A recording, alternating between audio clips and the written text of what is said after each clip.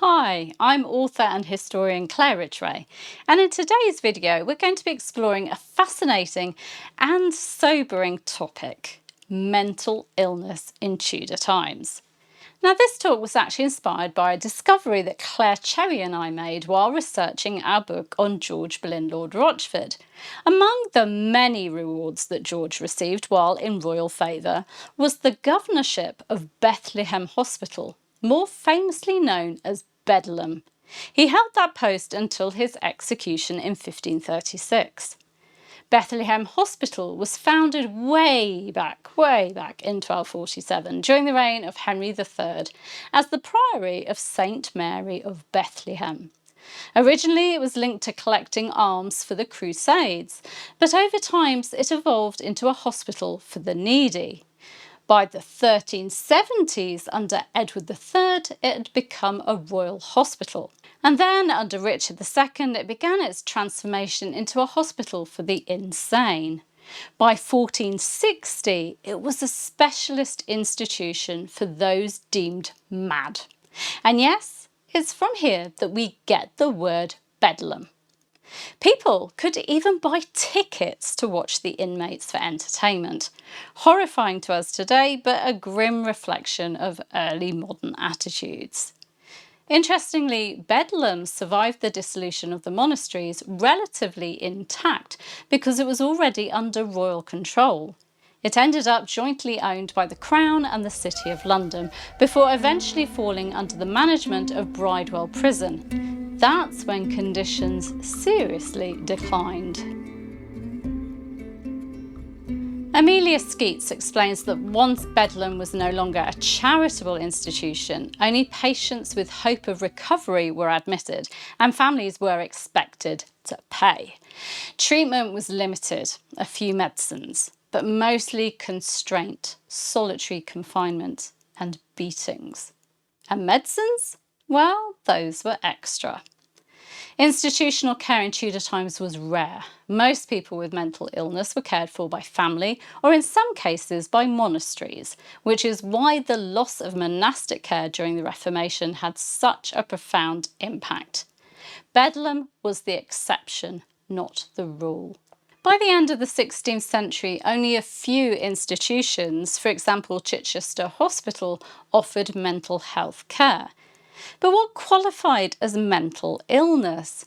Well, what we now recognise as epilepsy and learning disabilities were classed as mental disorders too. Historian Marilee Hansen lists 5 common types. 1. Melancholia, depression or apathy. 2. Mania, violent, agitated behaviour. 3. Delirium, often caused by fever. 4. Amentia, loss or lack of mental capacity. 5. Phrenitis or frenzy, brain inflammation causing madness. And as strange as it sounds to us, illness, mental or physical, was believed to result from an imbalance of the 4 humours: blood, sanguine; black bile, melancholic; yellow bile, choleric; and phlegm, phlegmatic. Too much black bile, for instance, caused melancholy. Too much yellow bile, frenzied madness. A 13th century writer, Bartholomeus Anglicus, described melancholy as making the skin go blue or black, creating strange tastes in the mouth, and causing fear, sorrow, and even a desire for death. But what did medieval and Tudor people think caused madness? Well, some physicians believed the moon caused lunacy, literally from a moonbeam hitting the head during sleep. Others blamed blows to the head, grief, lovesickness, or demonic possession. Even uterine vapours were a culprit. And women were seen as vulnerable to melancholy due to their female reproductive system, which was thought to cause feminine weakness.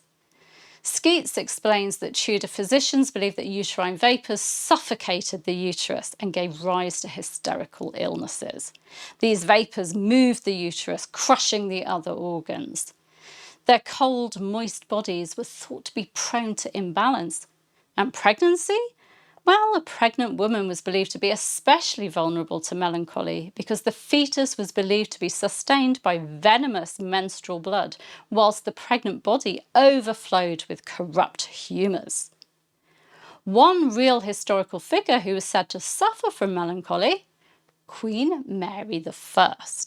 The Venetian ambassador described her as being overcome with it due to a monstrous retention and suffocation of the matrix, a euphemism for reproductive trouble. She was regularly bled as treatment. If a wandering uterus was suspected as causing the melancholy, marriage was recommended. This was because it would balance the woman's desires and also lead to motherhood, which was seen as a woman's role. Other treatments included the anointing of certain oils. Phrenitis or frenzy, that was considered far more serious. It was linked to rage, violence, or incurable madness. A well-known sufferer was Richard Pace, Henry VIII's secretary, who was described as tearing his clothes and ranting. He spent time recovering in Sion Abbey, and while abroad he was cared for in Venice and Padua. Then there's Jane Boleyn, Lady Rochford, who suffered a breakdown after her arrest in 1541. Her condition was so severe that King Henry VIII sent physicians to treat her and then changed the law so that she could be executed despite her mental state. Sleep disorders, paralysis, apoplexy, epilepsy, dementia, night terrors, these were all considered mental illnesses. Treatments range from herbal potions and pottage to sailing trips, soothing music, bloodletting, and Holy Communion. Surgery was also an option. In one grim case, a man's skull was drilled to remove a suspected bladder in his brain. Unsurprisingly, he died shortly after. Shakespeare's son-in-law, Dr. John Hall, treated a 17-year-old girl with mental health issues using enemas, laxatives, and purgatives, as if her illness could be purged from her body. And if you wanted to prevent mental illness, well, physical exercise, study, meditation, and avoiding sin were all recommended. The line between mental illness and demonic influence was rather thin. The Malleus Maleficarum claimed mental disorders were caused by witchcraft. Some judges, like Reginald Scott, argued that accused witches were actually mentally ill. Yet some mentally ill people were seen as divinely gifted and held in high esteem.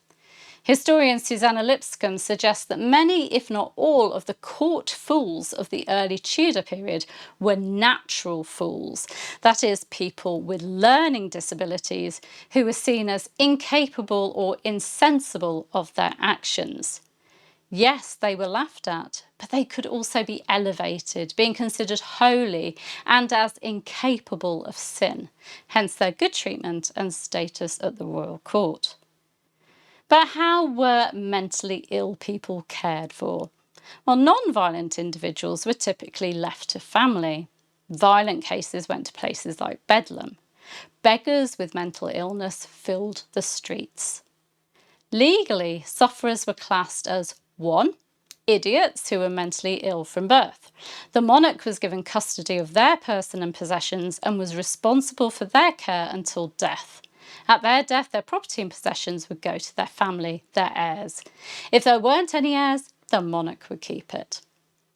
2. Lunatics, where illness developed later. Their possessions stayed under their control in case of recovery. And in Tudor times, the Court of Wards would control what happened. It had been around since Edward I's reign and claimed the wardship of all born fools. It determined a person's idiocy by inquisition. If a person was deemed an idiot, their lands, property and inheritance were seized by the crown. If they recovered and proved their health to the chancery, then they could also recover their possessions. Amelia Skeets points out that the Court of Wards does not seem to have exploited people with mental disorders. For example, when Roland Lee, a London merchant, suffered with melancholy following the death of his wife, he was deemed to be a melancholic lunatic and I quote, insufficient to govern those things which he hath. However, his brother appealed on his behalf, denying the lunacy and giving names of those who could be examined regarding this. His brother's plea was taken seriously. Doctors examined Lee and concluded that, for any lunacy or distraction there appeareth not any to us. So his goods were returned. His goods were held while he was deemed mentally ill, but returned when he was deemed to be recovered. Skeats also writes about Henry VIII's poor law legislation mentioning the mentally ill, which it had to really, as Henry was busy dissolving the monasteries that usually offered charity and care to the vulnerable. The legislation stated the person naturally disabled either in wit or member as an idiot, lunatic, blind, lame, etc., not being able to work, are to be provided for by the overseers of necessary relief and are to have allowances according to their maladies and needs. In Elizabeth I's reign in 1598, the Poor Law stated that the impotent poor, including those suffering with melancholy, were to be provided with necessary places of habitation. Their family were to pay for it, but the parish could help when needed. Mental illness in Tudor times was a complex mix of medicine, superstition, religion, and social pressure. Treatments ranged from the gentle, music and herbs, to the horrific, confinement, beating, even surgery. And yet there are glimmers of compassion too. If you'd like to explore this further, I highly recommend Amelia Skeats's thesis, Rationality and Reality, Perspectives of Mental Illness in Tudor England. It's a fascinating read. Thank you so much for watching.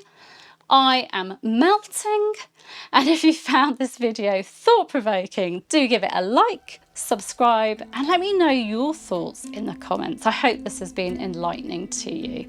Take care, and I'll see you very soon. Bye bye.